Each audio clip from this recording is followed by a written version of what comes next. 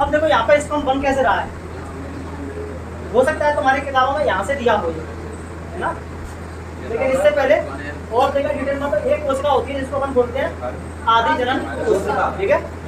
ये आदि जनन कोशिका में क्या होता है, यहाँ पे डिवीजन होता है। कौन सा डिवीजन होता है? माइटोटिक। कौन सा? माइटोटिक डिवीजन जो होता है उसमें क्या होती है, इससे दो सेल बनती है। कहने का मतलब फिर इससे दो सेल बनेंगी, फिर ये वाली फिर से इससे दो सेल बनेंगी, इससे फिर से दो सेल बनेंगी। तो कुल मिलाकर के यहाँ पे क्या हो रही है, सेल की वृद्धि हो रही है। क्या हो रही है? वृद्धि। बहुत ज्यादा मात्रा इनकी बढ़ रही है, ठीक है। इसीलिए इसको बोला जा रहा है क्या, गुणन प्रावस्था। यानी कि यहाँ पे बोल रहे हैं मल्टीप्लिकेशन फेज, इसमें बहुत ज्यादा क्या हो रही है, वृद्धि हो रही है कोशिकाओं की, ठीक है। फिर क्या होती है, इनमें से कोई एक कोशिका आगे आती है और उसका साइज थोड़ा क्या हो जाता है, बड़ा हो जाता है, ठीक है। इसीलिए इसको बोला जा रहा है वृद्धि प्रावस्था। क्या बोला जा रहा है? वृद्धि प्रावस्था। देखो यहाँ पे लिखा है ग्रोथ फेज। इसका साइज बढ़ रहा है, केवल क्या बढ़ रहा है, साइज। यानी इसका जो साइटोप्लाज्मिक कंटेंट है वो इसका क्या हो रहा है, बढ़ रहा है। फिर इस कोशिका में यहाँ पे होता है अर्धसूत्री विभाजन।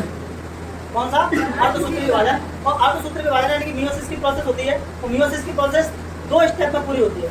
एक फर्स्ट स्टेप होता है, फिर एक सेकंड स्टेप होता है। ये हम 11th क्लास में पढ़ते हैं। क्या है? समझ लो कि सेल के डिवीजन की एक क्या है, प्रोसेस, ठीक है, जिसमें गुणसूत्रों की संख्या क्या हो जाती है, आधी हो जाती है। क्या हो जाती है? आधी, ठीक है।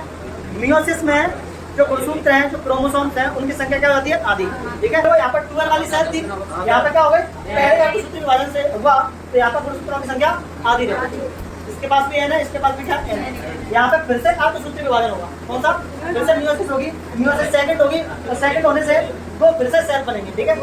इस सेलों को हम क्या कह रहे हैं, स्पर्मेटेड। और ऊपर वाली को हम क्या कह रहे हैं, सेकेंडरी स्पर्मेटोसाइट, यानी कि द्वितीयक शुक्र कोशिका, ठीक है, द्वितीयक शुक्र कोशिका। इसको हम क्या कह रहे हैं, शुक्राणु पूर्वी कोशिका।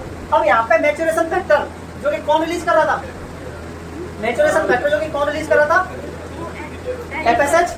वो एफएसएच मैच्योरेशन फैक्टर रिलीज करता है और इन पर आकर के वो एक्ट करता है। फिर यहाँ से तुम्हारा परिपक्व शुक्राणु क्या हो जाता है, बनके तैयार हो जाता है, ठीक है।